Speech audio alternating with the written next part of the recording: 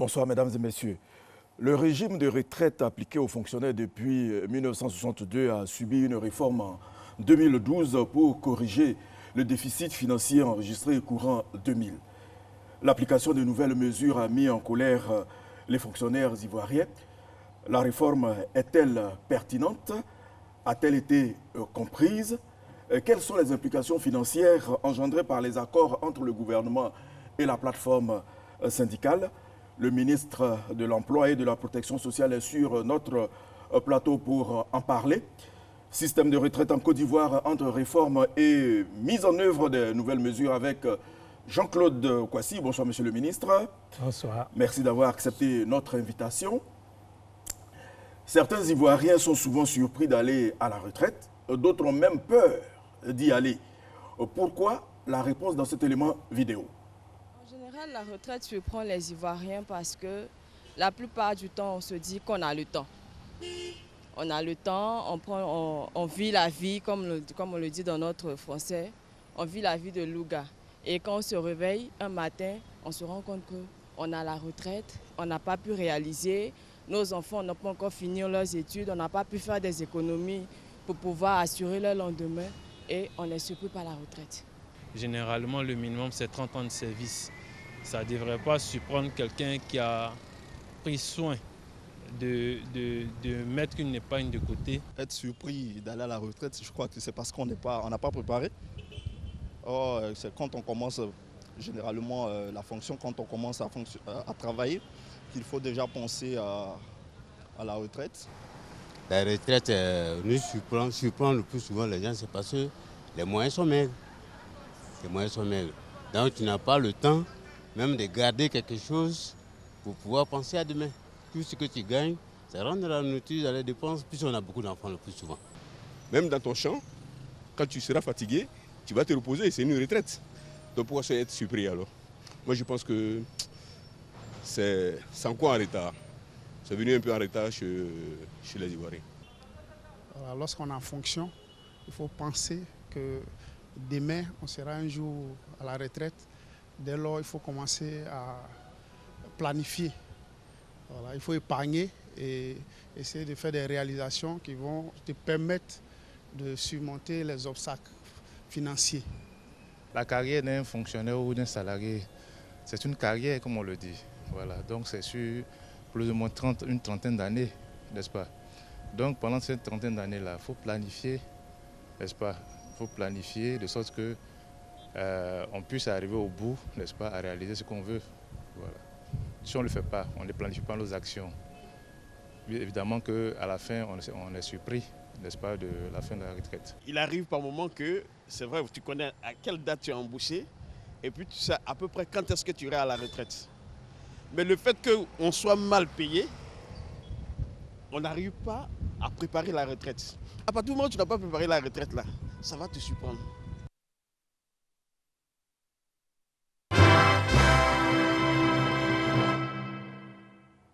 Monsieur le ministre, diverses réactions, on va en parler tout à l'heure. C'est quoi la retraite et pourquoi a-t-elle été pensée? Mais la retraite est un droit. C'est un droit qui a été imaginé, pensé à partir des années 1945, au sortir de la guerre, parce que c'est un droit qui a été octroyé aux travailleurs à partir d'un âge conventionnel. En Côte d'Ivoire, ici, dans le privé, 60 ans. Avant la dernière réforme, 55 ans pour les fonctionnaires de classe A3 et en dessous, 60 ans pour les fonctionnaires de classe A4 et au-dessus, on va à la retraite. Donc c'est une période pendant laquelle l'employeur ne peut pas vous dire « vous ne partez pas à la retraite, sinon c'est un abandon de poste, vous ne pouvez pas aller à la retraite ». Vous avez le droit. Donc c'est un droit qui vous est octroyé. Et ça crée aussi une obligation qui est aussi un droit pour l'employeur, le droit de vous libérer sans que vous lui parliez de licenciement abusif. Donc voilà un peu ce que c'est que la retraite. Et la pension? Et la pension de retraite, c'est un salaire de remplacement du salaire d'activité. Donc, vous allez à la retraite, on veut que vous ayez une vie qui continue d'être décente. Il y a une partie de votre salaire d'activité qui vous est servi parce que vous aurez cotisé ou parce que le système l'aura prévu comme ça dans votre pays. Alors, en Côte d'Ivoire, sommes-nous dans la logique de la retraite? Oui, en Côte d'Ivoire, nous sommes dans une logique de retraite puisque depuis le début des indépendances déjà, nous avons conçu un système de retraite qui est un système de solidarité entre les générations. Alors, je profite de ce moment pour vous dire qu'il y a deux systèmes de retraite. Oui, la capitalisation et la répartition? Non. Ou bien? Deux systèmes de retraite. Oui. Une retraite dans laquelle on puise dans le budget de l'État pour vous servir votre retraite parce que vous contribuez en termes de cotisation, vous contribuez suffisamment en termes aussi d'impôts, vous contribuez suffisamment pour qu'on puisse puiser votre retraite. Mais comment ça s'appelle ça? Ça, c'est la retraite qu'on trouve dans les pays scandinaves et dans les pays et dans des pays comme la Grande-Bretagne. C'est une retraite qui est puisée directement sur le budget. Et l'autre? L'autre forme de retraite, c'est une retraite contributive, parce que celle-là est non contributive, si vous voulez. Une retraite contributive, c'est une retraite dans laquelle vous payez quelque chose. Vous cotisez quelque chose régulièrement. Et dans cette retraite contributive, il y a deux formes. Il y a la capitalisation. Dans ce cas, c'est ce que vous payez régulièrement qu'on fait fructifier et qu'on vous sert lorsque vous partez à la retraite. Il y a, en dehors de la capitalisation, le système de la répartition, qui est le système choisi par la Côte d'Ivoire et d'autres pays de la sous-région. Donc, dans le système de la répartition, ce sont ceux qui sont actifs aujourd'hui, c'est-à-dire ceux qui travaillent aujourd'hui, qui payent la retraite de ceux qui sont déjà à la retraite. Et donc, eux, leur retraite sera versée par plus jeunes qu'eux au moment où ceux-là seront actifs. Des avantages et des faiblesses dans les deux systèmes? Généralement, la meilleure manière de vivre une retraite, c'est d'avoir un peu des deux systèmes.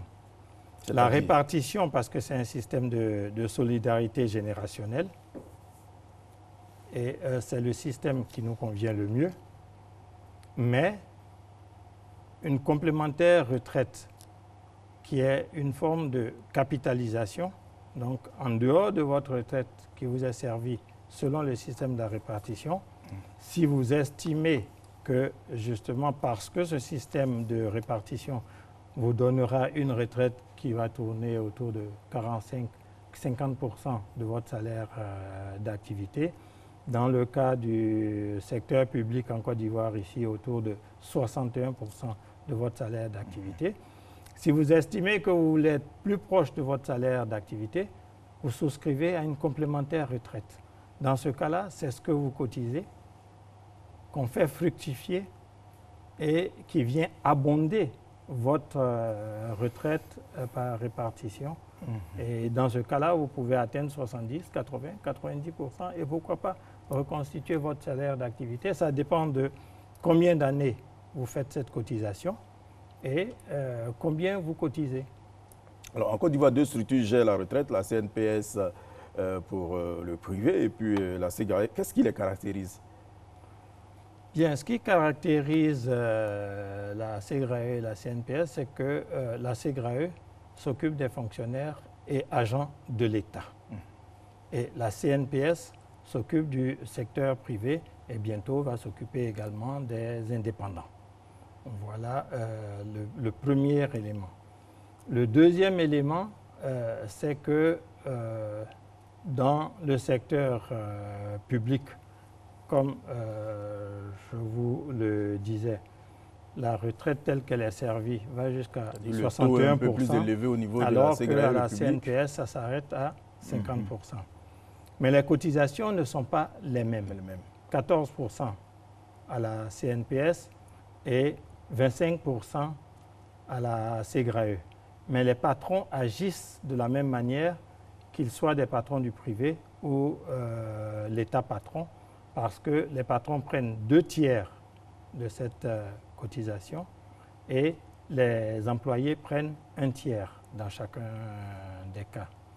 Ce qui varie encore à ce niveau-là, c'est que le taux d'annuité aujourd'hui à la SEGRAE est de 1,75 et le taux d'annuité au niveau de la CNPS est de 1,70. L'âge de départ à la retraite également n'est pas le même. Je vous parlais de 55 ans, 60 ans, mais depuis les réformes, c'est 60 ans pour A3 et moins, 65 ans pour A4 et plus au niveau du secteur public et au niveau du secteur privé. Donc, on va à la retraite à 60 ans. Voilà. Alors, le système de retraite des fonctionnaires présente beaucoup plus de fragilité que celui des travailleurs du secteur privé, rien qu'en se référant au taux de répartition des cotisations. 65% de cotisations sociales pour les fonctionnaires, 55% pour les travailleurs du privé. Il y a aussi le ratio des cotisants retraités, publics, bon, des choses un peu compliquées. Est-ce une mesure exceptionnelle pour le fonctionnaire? Puis le niveau de revenu n'expliquerait-il pas ces petites différences-là? Alors, disons que la différence vient de ce que l'État employeur a choisi de servir un système de retraite qui est d'un niveau un peu plus élevé que celui du secteur privé. Mais le secteur privé également, en servant jusqu'à 50% du salaire d'activité, n'est pas si loin que ça de ce que sert le secteur public. Et par ailleurs, bon, vous verrez que le secteur privé a une marge beaucoup plus importante de cotisants que le secteur public et que donc, quelque part, le secteur privé est assis, j'allais dire actuellement en tout cas, sur quelque chose de plus solide. Je vous pose toutes ces questions à dessein parce qu'on va voir ça plus loin. Combien de techniques de gestion de la sécurité sociale? Technique de gestion? Oui, il y a une seule gestion. Comment on gère la sécurité sociale? Que ce soit au niveau de la SEGRAE ou à la CNPS, il y a une seule technique ou bien il y a deux sortes? Non, c'est les mêmes approches. Oui, ce sont des cadres de sécurité sociale qui sont habitués à ces choses-là, qui gèrent les cotisations que nous faisons. Parce que l'essentiel de la gestion d'une cotisation retraite, c'est de faire fructifier cette cotisation pour servir suffisamment de retour justement aux retraités. C'est ça. Avoir une bonne gouvernance qui fasse que vous coûtiez le moins cher possible pour faire votre travail et servir le plus possible à vos adhérents. Voilà, c'est ça le D'accord, monsieur le ministre, avant la réforme, la SEGRAE était-elle hors norme? Avant la réforme de 2012. La réforme, bon, hors norme, je ne sais pas s'il faut le dire comme ça, mais ce qui est sûr, c'est que avant la réforme, à partir du déficit qu'on a commencé à enregistrer autour des années 90, puis des années 2000, il fallait que l'État contribue à hauteur de 50 milliards par an pour payer les retraites. Ça, c'était le déficit enregistré par la maison. Oui, le déficit enregistré au niveau de la SEGRAE était tel qu'il fallait ça. Mais ce déficit venait aussi de ce que la SEGRAE payait le capital décès, qui n'est pas un élément contributif. La CGRAE payait également l'allocation familiale, qui n'est pas un élément contributif. La CGRAE supportait également la majoration pour familles nombreuses, pour des enfants de 16 à 21 ans jusqu'à 6 enfants. Mais donc, voilà, c'est pour cela que je vous demandais combien de techniques de gestion. S'il y a une seule technique de gestion, pourquoi précisément au niveau de la CGRAE, on applique ces méthodes alors que ce n'est pas normal dans la gestion de la sécurité sociale? Une situation particulière à cette époque? C'est le sens de la réforme de 2012. Alors, je n'avais pas fini, mais on va y arriver. D'accord. C'est-à-dire, en dehors de ça, le nombre de cotisants, le rapport nombre de cotisants sur le nombre de retraités était tombé à 2,4, alors que la bonne moyenne veut qu'on soit au moins à 4 ou 5. Dans le privé, par exemple, comme ils ont de la marge, ils sont à 6 ou 7. Donc, cela également a joué sur le déficit, celle qui s'est... N'y a-t-il pas eu aussi mauvaise gestion, en dehors des arguments que vous venez de donner? Peut-être bien qu'il y a eu aussi ça, puisque 50 milliards, c'est énorme. À partir de la retraite de 2012, l'État a mis à la tête de la CGRAE des responsables qui soient des responsables de sécurité sociale, c'est-à-dire qui soient du métier et qui sont venus redresser la situation. Alors, lorsque vous avez ressenti le besoin de mener la réflexion autour de la situation des fonctionnaires, ont-ils été informés de ce qui menacerait leur propre survie? Ce qui s'est passé en... Non, en 2012, oui. Quand on a... l'État a senti le besoin de faire la réforme. Est-ce que les fonctionnaires ont été informés? Tout le monde a été associé. Et qu'il y avait danger à l'horizon? Tout le monde a été associé à cette réforme parce que, souvenez-vous, c'est une période au cours de laquelle des retraités venaient s'aligner des heures et des heures à la CGRAE, s'évanouissaient, on comptait même des morts et, passez-moi l'expression, la retraite était payée au lance-pierre. Donc, ce n'était pas au coup par coup. Donc, quelque part, tout le monde s'est rendu compte de ce que cette situation n'était pas viable et qu'on ne pouvait pas continuer comme ça. Donc, la réforme de 2012 est venue dire tout ce qui n'est pas contributif, la CGRAE ne le paye plus. Et donc, de ce fait, sera à la charge des employeurs de part et d'autre, ce qui n'est pas contributif. Et on s'est bien rendu compte qu'en procédant à cette réforme prévue dans l'ordonnance de 2012, le déficit ne pouvait survenir qu'en 2040. On en parlera tout à l'heure. On s'est donc rendu compte que cette réforme apportait quelque chose. La preuve, elle a eu lieu en 2012 et c'est seulement en 2017 qu'on a reconsidéré les éléments compte tenu de certains aspects dont nous aurons l'occasion de parler. Avec la réalisation, on va voir tout à l'heure ce qui divise.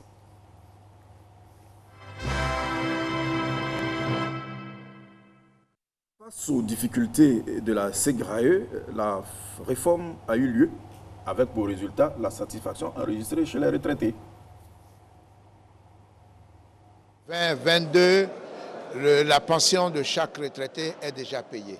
La pérennité de l'actuelle IPS CGRAE, dans la mesure où elle ne souffre plus de besoin de fonds pour payer ses pensions, nous disons que c'est déjà gagné. Voilà, si la réforme était aussi pertinente, pourquoi la plateforme syndicale a émis des revendications? La plateforme syndicale, après évaluation de ce qui s'est passé en 2012 et 2017, a souhaité qu'on apporte des corrections à ce qui se présentait. Mais ce n'était pas pour contester la viabilité du système et le bien fondé de cette réforme, ils ont souhaité des aménagements dans ce qui a été fait. Ils ont souhaité que la SEGRAE poursuive le versement du capital décès qui était à la charge de l'État. Ils ont souhaité que la SEGRAE poursuive le service de la majoration pour familles nombreuses. Et ils ont souhaité également que les allocations familiales soient versées. 2 500 francs par mois et par enfant pour jusqu'à 6 enfants. Ils ont souhaité également, et c'est en cela que nous sommes tous revenus à la table de négociation, la retraite c'est un système de vieillesse, ce n'est pas un système de décès. Mais lorsque tout le monde a entendu dire que la veuve, puisque c'était elle seule qui était concernée à l'époque, que la veuve devait attendre l'âge de la retraite de son défunt époux pour bénéficier de sa pension, tout le monde s'est dit, oulala, la pauvre veuve, elle va suivre dans ce cas son époux et les enfants vont rester orphelins parce qu'elle n'aura pas les moyens de se prendre en charge. Ça a ému tout le monde, quoique la retraite, en fait, ce soit plus un système de vieillesse et non un système d'essai. Attendez. Oui, allez-y, donc, rapidement. Compte tenu de cela, ils ont souhaité qu'il y ait un reversement immédiat de cette pension au conjoint survivant. On est passé de la veuve au conjoint survivant déjà dans l'ordonnance de 2012, donc ils ont souhaité que le reversement soit immédiat. Ils ont souhaité également que le taux d'annuité passe de 1,75% à 2%, comme ça l'était auparavant, mais à la période où justement le paiement des retraites était menacé après. Ils ont souhaité que la majoration pour familles nombreuses connaisse un déplafonnement au niveau de l'âge des enfants. C'est encadré entre 16 ans et 21 ans pour 6 enfants. Et ils ont souhaité un déplafonnement. Ils ont souhaité maintenir ce qui était. C'est ça? Ah non, pas le déplafonnement. Non, pas le déplafonnement. Ça, c'est les premiers points que vous avez cités. Je vais terminer. Oui. Ils ont souhaité un déplafonnement, n'est-ce pas? Et ils ont souhaité également, puisqu'il faut citer tous les éléments, oui, ils ont souhaité également que ils ont souhaité également que le dernier salaire soit retenu comme élément d'indice pour calculer. Pour faire le calcul du départ à la retraite, oui. Alors que le système de 2012 prévoyait que ce soit les 5 derniers salaires, une moyenne des 5 derniers salaires qui permettent de faire ce calcul-là. Voici tout ce qu'ils ont souhaité. Voilà. Tout ce que vous avez cité, c'est bien. Le changement des textes a-t-il suivi quand il y a eu la réforme? Puisque à l'origine, ils étaient d'accord. La SEGRAE a fini de faire son travail. Est-ce que l'exécutif a engagé le processus de changement des textes? Parce que ce n'est pas la SEGRAE de changer les textes. Non, et puis non, vous avez... on n'y est pas encore. Oui. Ça, c'est ce qu'ils ont souhaité. Oui. Maintenant, je peux vous dire ce que l'État de Côte d'Ivoire leur a accordé. Ah, je sais, on en arrive à, ne vous pressez pas. Vous avez parlé de l'ordonnance 2012. Moi, je rebondis sur justement cette ordonnance. Oui. Alors, ils disent que c'est venu changer la loi en vigueur. Bon, les fonctionnaires ont trouvé cela suspect parce qu'ils se sont posé la question, y avait-il urgence pour qu'une ordonnance vienne changer une loi? Non, de toute façon, quand vous voulez agir vite dans un État, oui, vous procédez par ordonnance. Et après, vous régularisez par un projet de loi qui fait aboutir à une loi. Voilà. pour régulariser la situation. Mais c'est un élément de régularisation de Justement, la situation. Justement, c'est l'un des éléments sur lesquels ils se sont appuyés pour dire qu'il n'y avait pas urgence. L'Assemblée nationale a acquise à la cause du gouvernement en place. Y avait-il urgence pour prendre une ordonnance pour annuler une loi? Ils ont trouvé cela suspect, d'où leur réaction. Bon, ils n'ont pas aussi accepté la remise en cause d'un certain nombre d'acquis contenus dans la loi de ce que vous venez de citer. Alors, quel est le bilan après la mise en œuvre de cette réforme-là, pour vous permettre de... Bien, disons que la réforme de 2012, comme je vous ai dit, a fait en sorte qu'une structure qui était déficitaire pouvait fonctionner jusqu'à 2040 sans déficit. La réforme a fait que les salaires des retraités étaient payés immédiatement. Oui, le président de la FARES l'a dit tout à l'heure. Oui, donc que c'était payé immédiatement. Mais avant cette réforme, il y avait des dossiers qui étaient tels que le retraité devait attendre 3 ans pour être payé. Donc la réforme a eu du bon.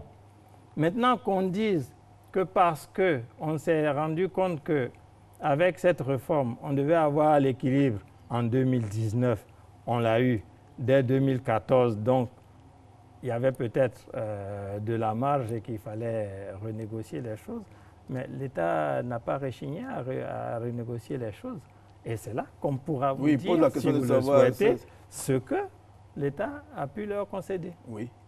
Alors, ce que l'État a concédé, c'est la poursuite du paiement du capital d'essai, c'est-à-dire 12 mois de la rémunération, l'équivalent de 12 mois. Le versement de la majoration pour familles nombreuses, pour jusqu'à 6 enfants, et 6 enfants ayant entre 16 et 21 ans. L'allocation familiale de 2500, comme je dis, le reversement immédiat de la pension au conjoint survivant. Ça peut être une veuve et ses enfants, mais ça peut être aussi un veuf et ses enfants, ce qui est, comme je dis, un progrès. Donc, tout cela a été concédé, justement, aux fonctionnaires. Monsieur le ministre, moi, je suis entièrement d'accord, mais il faut que... Attendez, oui. Je n'ai pas fini. Et il a été également concédé que, au lieu du lissage des 5 derniers salaires, que ce soit le dernier salaire d'activité qui serve de base pour calculer la retraite. Oui, ce sont des acquis, mais en général, quand les gens se mettent en grève, ils ont des raisons qu'ils évoquent, peut-être fondées, peut-être pas fondées. Vous êtes là dans cette position pour essayer d'expliquer aux uns aux autres sur le bien fondé de leurs revendications, par exemple. Ils disent que la réforme s'est articulée autour de mesures paramétriques et non paramétriques. Ça, c'est vos termes techniques. Je m'attarde sur l'une des mesures paramétriques qui a consisté au relèvement du taux de cotisation à 25% contre 18% avant 2012. C'est cela. Oui. Je vous épargne le reste, comme je l'ai dit. N'est-ce pas là une réduction de salaire? Non. Parce que dans les 25%, l'État employeur prend toujours 2/3 et les fonctionnaires et agents de l'État prennent 1/3. Donc ce n'est pas en soi une réduction, d'autant que, comme je vous disais, la retraite généralement, telle que payée entre 40 et 50%, ils accèdent à 61%. Donc c'est un compromis du bon sens et un bon équilibre qui a été trouvé pour leur servir une retraite décente, parce qu'on parlait de retraite. Donc voilà un peu. Alors, jusque-là, en dehors de ça. Oui. Attendez. Depuis 2011-2012, il y a eu le déblocage de leur salaire avec incidence financière. Et il y a eu aussi le fait que tous les 2 ans, le salaire tel que versé connaît un relèvement. Ma consoeur de l'Éducation nationale l'a dit. Bon, c'est près de 600 milliards qui ont été oui, ça c'est les efforts du gouvernement, on ne les nie pas. Mais donc le salaire n'a pas baissé dans la période parce que, comme je vous dis, en même temps, alors, ce qui est sûr, il était sûr que les fonctionnaires allaient à la retraite avec une pension intéressante. Ça, tout le monde est d'accord là-dessus. Avec tous les points qui avaient été omis, enfin, qui avaient été laissés tomber lors de la réforme, vous avez dit tout à l'heure, bon, vous les avez cités points tout à qu'on l'heure. n'a pas cédé. Je viens. Oui. Alors, la remise en cause même à travers cette réforme-là, n'équivaut-il pas à la remise en cause du statut même du fonctionnaire? À travers cette réforme, je ne comprends pas bien votre question. C'est-à-dire, eux, ils vous disent, depuis 1962, on avait des acquis. 1, 2, 3, 4. Quand on remet ces acquis en cause, parce que aujourd'hui on parle de réforme, ils se demandent si ce n'est pas remettre en cause leur statut de fonctionnaire. Parce qu'ils vous disent, on a un salaire maigre par rapport au privé, on n'a pas le droit de mener des activités lucratives à côté de ce qu'on fait. Donc, c'est une mesure exceptionnelle que le président Houphouët-Boigny, à l'époque, a prise. Alors, si aujourd'hui... Mais partons de la définition de la retraite. Voilà, on dit que la retraite est un salaire de remplacement. Ça ne remplace pas le salaire. Nulle part dans le monde, la retraite ne remplace à l'identique le salaire. Et je vous disais que partout ailleurs, on est entre 40 et 50%. Eux, ils ont 61%. Donc, ce n'est pas un élément pour... La remise en cause est venue de nous tous. Le jour où ils se sont rendus compte que des gens mouraient sans toucher leur retraite, le jour où ils se sont rendus compte qu'il y avait beaucoup de gens qui s'évanouissaient en pleine CGRAE sans pouvoir toucher leur retraite, ils ont bien accepté qu'on revoie les choses ensemble et que les choses ressemblent à ce qu'elles devaient être. C'est ce qui a été fait auparavant. Devienne comme on ne une peut pas CRPS manger. bis. On ne peut pas C'est ce qu'ils manger. disent. Non, mais on ne peut pas manger son blé en herbe parce que, si vous voulez, au moment où on procédait à la retraite, chaque fonctionnaire récupérait ce qu'il a cotisé pendant son temps d'activité en 16 mois. Alors que quand un fonctionnaire va à la retraite, selon les calculs qui ont été faits, quand il va à la retraite, il vit encore 16 ans quand c'est un homme et il vit même 19 ans quand c'est une femme. Donc quand vous avez récupéré en 16 mois ce que vous avez cotisé et quand le nombre de gens qui cotisent pour vous s'amenuise et que vous tombez à un ratio de 2,4 alors que dans des circonstances normales, vous devez être à 4, 5, voire 6. Vous-même, vous vous rendez compte que le système est en péril. Donc, ce n'est pas l'État qui a forcé.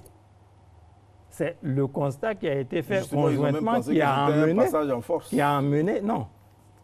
amené à accepter la retraite, les changements de 2012. Mais comme je vous dis, quand vous faites des changements, vous les évaluez.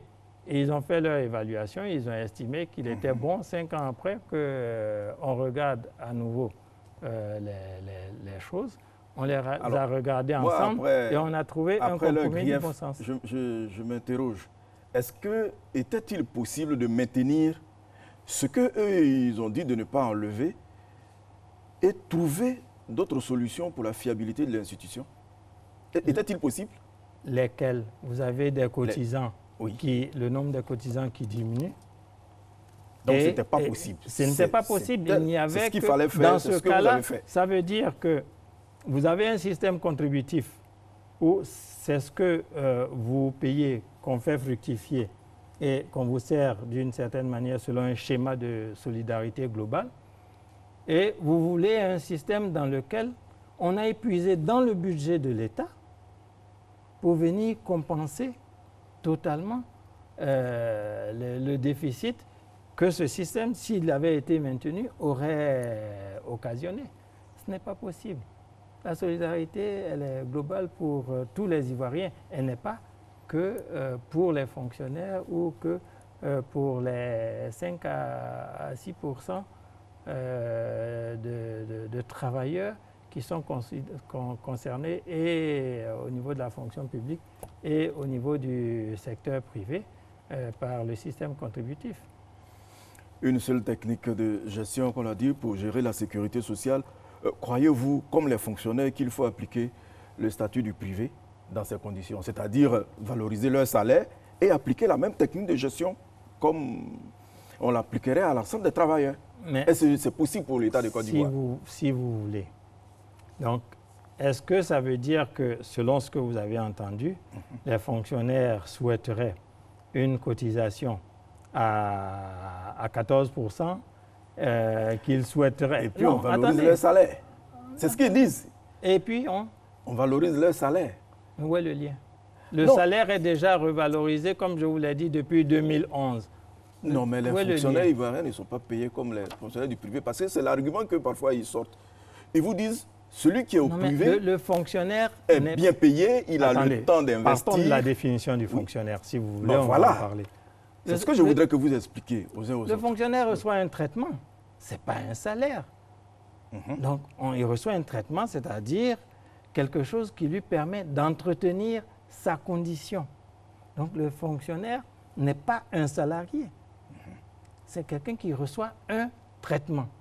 Et il fait un travail qui est noble, qu'il a choisi de faire, et c'est l'État, son employeur. Le secteur privé, ceux qui vont dans le secteur privé ont choisi d'aller dans le secteur privé. Le fonctionnaire dit, mais moi, mon salaire n'est pas aussi élevé que celui du privé, mais la protection qu'il a. Vous ne chassez pas un fonctionnaire comme on le chasserait dans le privé. Votre bon gré. C'est cela. Vous ne pouvez pas vous lever un matin et dire, je suis en train de restructurer la moitié des fonctionnaires dehors. Vous ne pouvez pas. Donc, vous recevez une protection. En échange. Donc voilà. Vous recevez,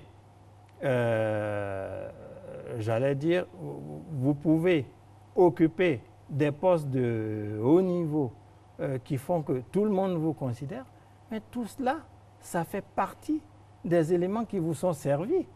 Donc vous ne pouvez pas dire, je veux être haut fonctionnaire et rouler dans des voitures à plaque jaune quand ça m'arrange, mais je veux avoir en même temps le salaire du privé quand ça m'arrange. Donc, quelque part, moi je suis fonctionnaire, j'étais fonctionnaire, j'ai choisi. Et en tant que fonctionnaire, ayant choisi, j'ai suivi la carrière normale d'un fonctionnaire sans me plaindre de ce que j'étais moins payé que dans le secteur privé, parce que j'avais un véhicule de fonction là où les autres achetaient leur véhicule par eux-mêmes sur leur salaire. J'avais du carburant là où les autres payaient pour leur carburant. Et donc, quelque part, j'allais dire, on se retrouve. Quand vous avez un dossier, personne ne peut vous convoquer en disant « Venez me rendre compte de votre dossier » parce que vous êtes fonctionnaire, vous représentez l'État. Ce sont les contribuables et tous les bénéficiaires de vos prestations qui viennent à vous parce que vous êtes fonctionnaire. Voilà, donc autant d'avantages qui font que le salaire... Et puis en dehors de ça, oui. Je ne pense pas que nous soyons si mal payés que ça, parce que si on fait un benchmark dans toute la sous-région, je ne pense pas qu'on puisse dire que nous sommes mal payés. Quand on commençait cette émission, vous l'avez dit, l'État et les fonctionnaires apportent leur contribution dans la constitution de la future pension, mais les fonctionnaires vous disent qu'ils ne comprennent pas pourquoi ils ne sont pas représentés dans le conseil d'administration de la SEGRAE. Ça, c'est aussi leur grief.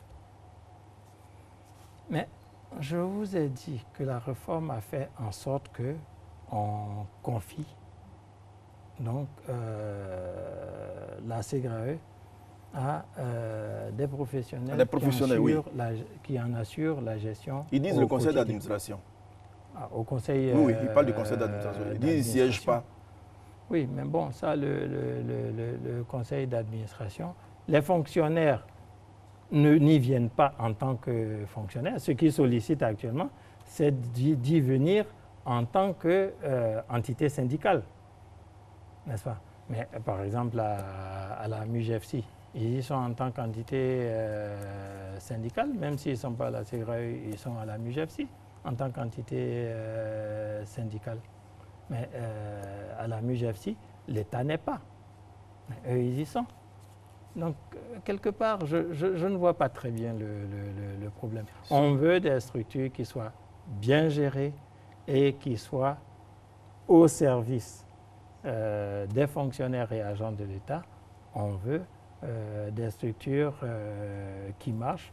Dans un cas, on a choisi que les fonctionnaires iraient là-bas et en assureraient la gestion. C'est le cas de la MUGFC. Dans le cas de la CGRAE, ils n'y sont pas, mais je veux dire, en plus, les choses évoluent. Ce sont des choses qu'on peut... Alors, vous avez cité tout à l'heure les points d'accord. Il y a eu 2 points sur lesquels la plateforme syndicale et l'État ne se sont pas entendus. Qu'est-ce qui a suscité autant de passion et expliquez un peu ce qui divise le contenu de ces 2 points-là. Il n'y a pas eu de division véritable au niveau de ces 2 points. Ces 2 points précisément. Parce que qu'est-ce qui n'est pas faisable, je veux dire? Si on passait de 1,75 à 2, et si on déplafonnait la majoration pour familles nombreuses, on s'est tous rendu compte qu'en faisant les projections, au lieu de 2040, comme dans l'ordonnance de 2012, au lieu de 2032, comme dans toutes les 5 mesures qu'on a accordées, en accordant les 2 dernières mesures, on arrivait à 2023. Écoutez, nous sommes en 2017. Vous arrivez à 2023. 6 ans. Quelle est la marge que vous vous donnez par rapport à un rapport cotisant retraité qui est de 3,2, donc qui n'atteint pas encore les 4 ou 5? Quelle est la marge que vous vous donnez? Si on devait appliquer ça et continuer selon ce schéma, d'ici 2040, c'est des milliards que le budget de la Côte d'Ivoire supporterait. On a pensé même à 1940 milliards. Est-ce que c'est supportable? Ils l'ont compris? Sur ça, nous nous sommes accordés parce qu'eux-mêmes ont des gens, heureusement, qui savent faire ces calculs et qui ont regardé les chiffres avec nous. Et je les remercie d'ailleurs d'avoir, à partir des estimations qu'on a eu à faire ensemble, d'avoir accepté que les 5 premières mesures soient celles qui leur soient concédées parce que, je le répète, rien ne sert de manger son blé en herbe. Alors, parce qu'après, on n'aura plus de pain. Il y a une question qui revient souvent. Les gens se posent la question, y a-t-il eu déficit de communication? Tout le monde est parti sur la base d'une réforme, on était plus ou moins d'accord. Et puis, en chemin, on dit non. Est-ce que les choses ont été mal expliquées? Qui devait expliquer aux fonctionnaires? Pour ne pas qu'on en arrive là. La CGRAE et l'État de Côte d'Ivoire devaient expliquer aux fonctionnaires. Mais les fonctionnaires eux-mêmes, qui ont fait plusieurs séminaires, plusieurs ateliers de travail avec la CGRAE, éléments qui leur ont permis d'ailleurs de mieux percevoir les choses et de pouvoir faire tous les calculs avec nous. Donc, les fonctionnaires, à travers leur syndicat, devaient eux-mêmes expliquer le bien fondé de la réforme. Je dis, ça c'est une période qui est passée. Nous sommes là aujourd'hui pour faire avancer les choses selon ce que nous avons convenu ensemble. Et vous avez vu la bonne foi de l'État de Côte d'Ivoire parce que dès après l'arrêté de ces mesures, nous avons pris une ordonnance, le gouvernement a pris une ordonnance rectificative de l'ordonnance de 2012 et aussitôt, le même jour, en février, le même jour, le 15 ou le 25 février, nous avons pris, le président a adopté le décret d'application de cette ordonnance telle qu'elle a été rectifiée. On est même allé plus loin. Aussitôt, on a proposé un projet de loi pour régulariser la situation de cette ordonnance. On a donc fait vite pour montrer notre bonne foi, montrer aux fonctionnaires qu'on n'est pas là pour les appauvrir, mais montrer que on ne peut ensemble que convenir de quelque chose qui assure quand même la viabilité du système dans lequel nous sommes. Parce que imaginez-vous que tous ceux qui étaient autour de la table avec nous, ils ont encore au minimum 10, 15, 20 ans avant d'accéder à la retraite. Si nous procédons comme convenu, les retraités actuels, eux, ils percevront leur retraite, mais et eux? On va en parler tout à l'heure. Je crois que nous nous sommes mis d'accord là-dessus. Ce ne sont pas des choses sur justement, lesquelles avec ces différentes mesures, il y a eu des implications financières. On s'est compris. Avec la réalisation, on va et c'est un bon compromis qu'on a trouvé. Aborder cette question.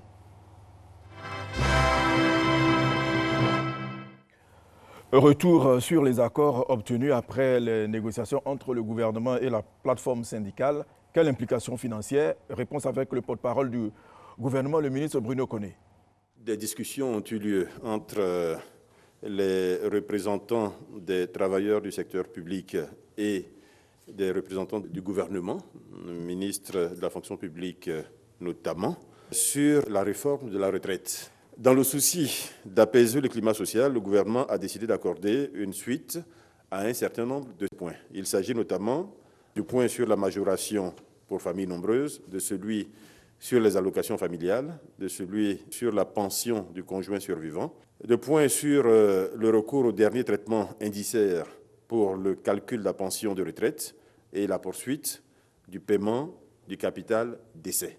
Ces différentes mesures ont pour effet de réintroduire dans le système de gestion des pensions publiques des fonctionnaires et agents de l'État la majoration pour familles nombreuses, les allocations familiales, la pension de conjoint survivant avec effet immédiat, le recours au dernier traitement indiciaire pour le calcul de la pension de retraite et enfin le paiement du capital décès.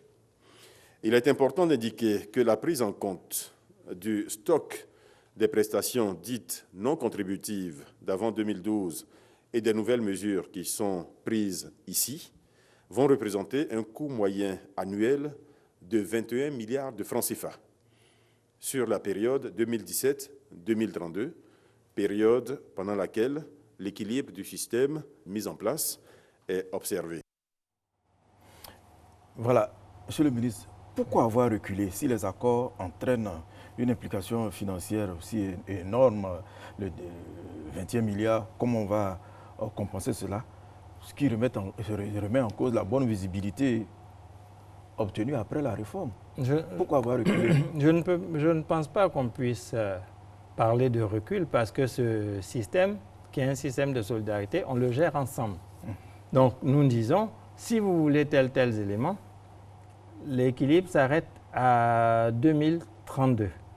Okay? Parce que l'incidence des nouvelles mesures est de 6,9 milliards par an.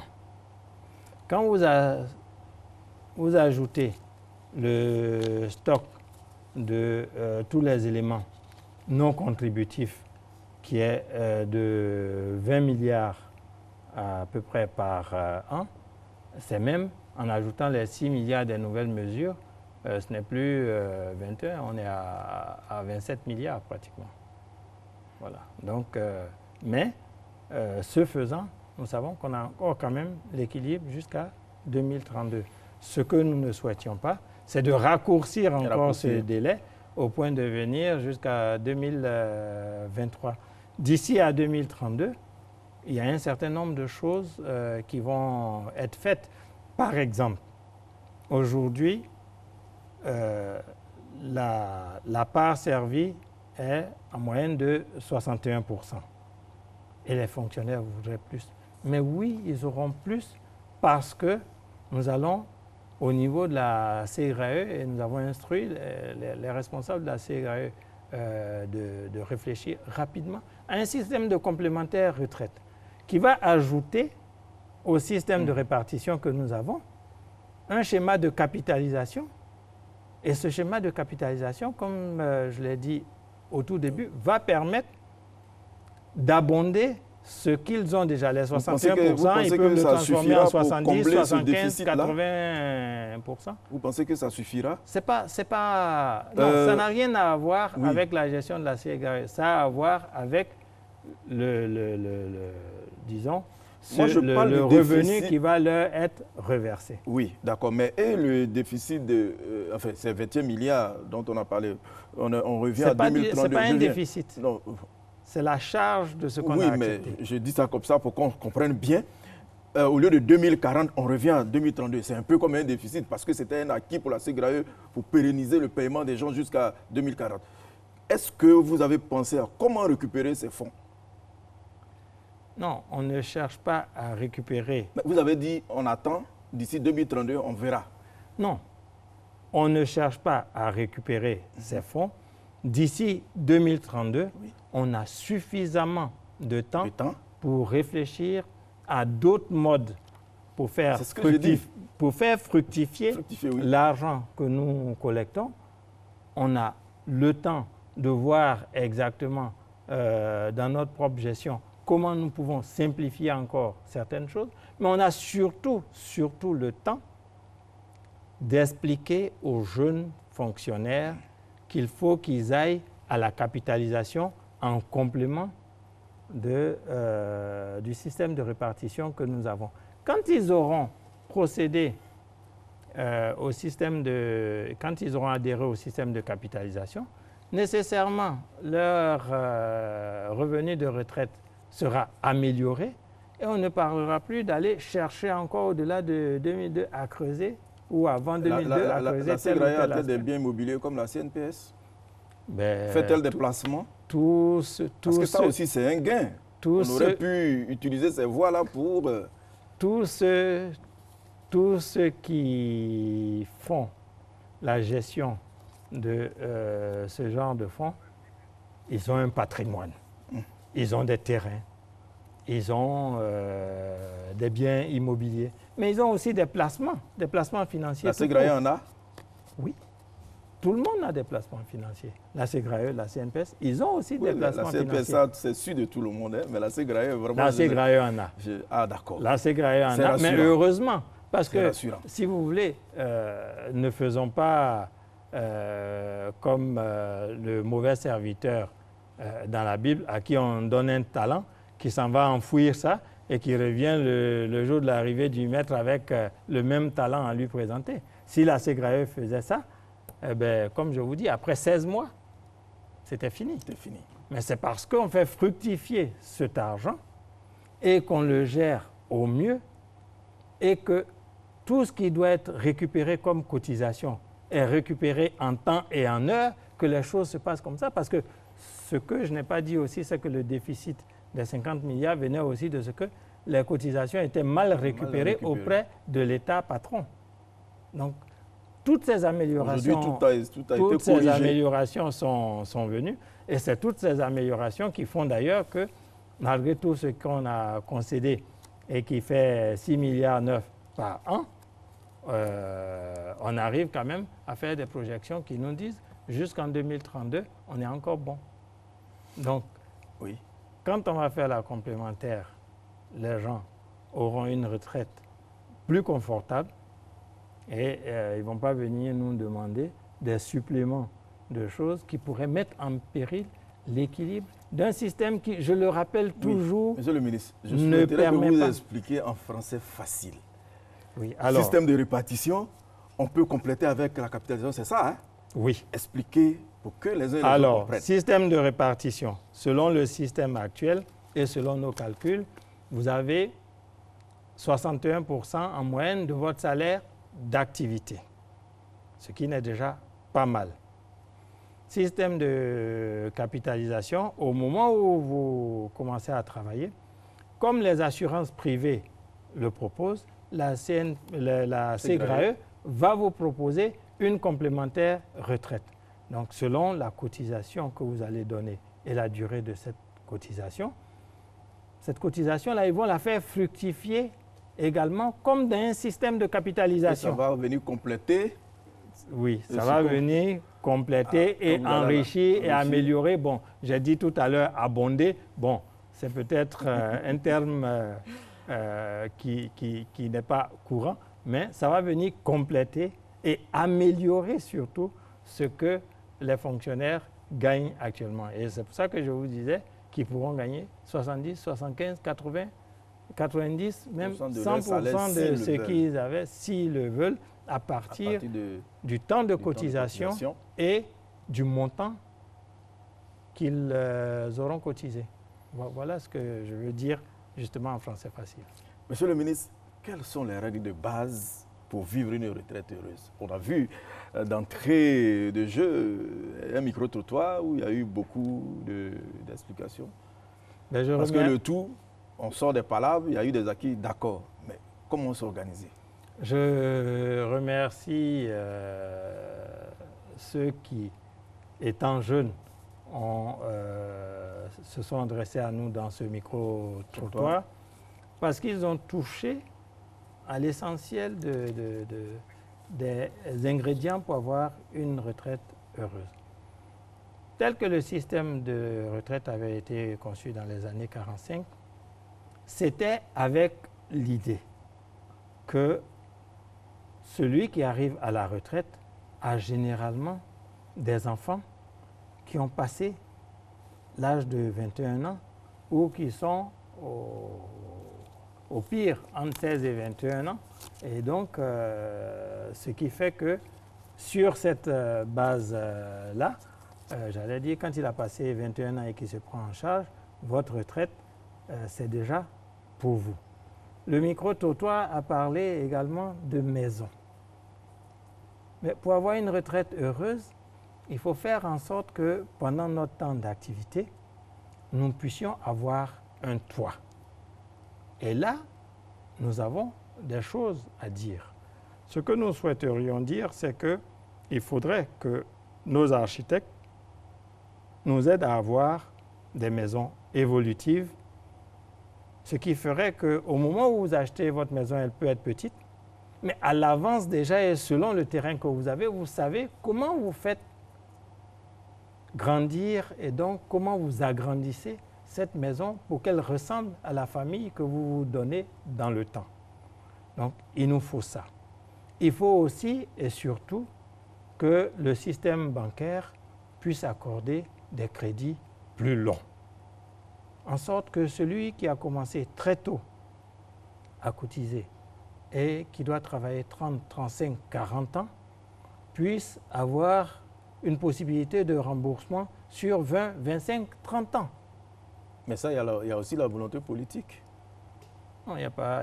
bon, bien sûr, si vous voulez... Les banques, on connaît la réalité. Hein, non, je veux dire... si l'État prend la décision, écoutez, ça peut marcher, ou bien? Non. Les banques sont des banques commerciales. Vous croyez que les syndicats seuls peuvent... pour gagner de l'argent, pensez-vous que les syndicats seuls peuvent lutter et puis avoir... Non, c'est pour ça que je vous parle depuis le début de compromis du bon sens. Les architectes font leur part en nous donnant des maisons évolutives qui nous permettent très tôt d'espérer avoir une maison sans nous ruiner. Le système bancaire pris dans sa globalité, banque centrale plus banque commerciale, étudie la question et nous fait des crédits longs. Écoutez, au Canada, les remboursements sur les prêts immobiliers se font jusqu'à 50 ans. Mais ici, on vous dit même 15 ans, c'est même pas évident. Actuellement, on fait sur 15 ans. Vous avez quel âge, quand même jusqu'à 15 ans. Non, mais actuellement, on ne peut pas s'acheter une maison de 25 millions, monsieur le ministre. Non. Ne schématisez mais pas trop aussi. Mais je vous concède jusqu'à 15 ans. La maison évolutive. Hein, voilà. Oui. Donc, jusqu'à 15 ans, actuellement, c'est accordé. Ce que nous demandons, c'est que puisque nous travaillons plus longtemps, ce temps-là soit allongé dans un système qui pourrait être étudié par la Banque centrale et les banques commerciales, bien sûr en liaison avec l'État de Côte d'Ivoire, pour voir comment on peut rallonger pour que, justement, chacun ait un toit. C'est important. C'est important pour le bien-être de la famille. Et puis, ça c'est important aussi des enfants pour aller à 81 ans, voir... C'est important pour le retraité lui-même. Parce que, voyez-vous, à partir de 50 ans, Et j'ai déjà passé le demi-siècle, donc je sais ce que c'est. À partir bobos, de 50 ans, les petites maladies commencent. Chacun a sa forme de maladie, mais chacun a un petit bobo quelque part. Mais la retraite, ça sert, si vous voulez vivre correctement, à faire en sorte que, là également, vous puissiez suivre votre santé. Et c'est là que je me dis, à ce niveau, justement, si on évite, même si c'est Dieu qui donne les enfants, d'avoir l'enfant de la retraite, plusieurs enfants en bas âge au moment où on accède à la retraite, c'est sûr qu'on pourra s'occuper mieux de sa santé. Mais mieux, l'État de Côte d'Ivoire lui-même, à travers la couverture maladie universelle, a pensé améliorer la santé des Ivoiriens avec très peu, puisque dans le schéma de la couverture maladie universelle, avec 1 000 francs par mois, donc 12 000 francs par an de cotisation par individu, on va pouvoir se soigner décemment avec un panier de soins qui adresse les maladies les plus courantes. Et au-delà des soins, on va avoir également des médicaments qui seront servis par la couverture maladie universelle. Donc tout cela va nous aider à améliorer non seulement notre vécu quand nous sommes en activité, mais également notre retraite. Donc vous faites bien de dire qu'il vaut mieux ne pas avoir des enfants en bas âge parce que regardez cette image de celui qui vient péniblement avec une canne pour chercher le résultat du certificat d'études de son enfant. Il est déjà à la retraite. Ça ne facilite pas la vie de cet enfant-là. Donc c'est vrai que c'est Dieu qui donne. Mais en même temps, grâce au planning familial, grâce à une certaine sensibilisation que nous pourrions faire ensemble, nous pourrions et penser au planning familial et penser à un toit et nous organiser chacun pour nous occuper de notre santé et faire en sorte que nous ayons des retraites plus heureuses, plus confortables. Monsieur le ministre, votre conclusion, peut-on espérer il n'y aura plus de palabres, la trêve sociale souhaitée entre le gouvernement et la plateforme syndicale? Plus de palabres, votre conclusion pour rassurer les Ivoiriens? Nous avons, le gouvernement a sollicité la trêve sociale. Le Premier ministre lui-même s'est entretenu avec les syndicats et a sollicité cette trêve sociale. On est en train de mettre en place donc, une commission qui sera paritaire, les responsables de l'État d'un côté, les responsables des syndicats de l'autre. Nous allons travailler sur les éléments de cette trêve sociale. Mais vous savez que la trêve sociale, nous en avons tous besoin. Nous avons tous besoin de cette trêve sociale parce que c'est la paix et la stabilité sociale qui apportent la prospérité économique. L'argent n'aime pas le bruit, l'argent n'aime pas les grèves à répétition. Et pour avoir été au CPC à une certaine période de ma vie, je sais que plus il y a stabilité politique et sociale, plus il y a la paix, plus vous avez des investisseurs qui vous font confiance et qui arrivent. Et plus vous-même, dans votre propre pays, vous investissez. Donc voilà ce que je pourrais dire. La retraite est un projet de société. Nous recevions le ministre de l'Emploi et de la Protection sociale, Jean-Claude Kouassi, est venu sur notre plateau pour instruire les uns et les autres à mieux préparer la retraite qui demeure, comme je le disais tantôt, un projet de société. Merci, monsieur le ministre. Merci d'être venu. Merci à vous. Merci, chers téléspectateurs. Bonsoir.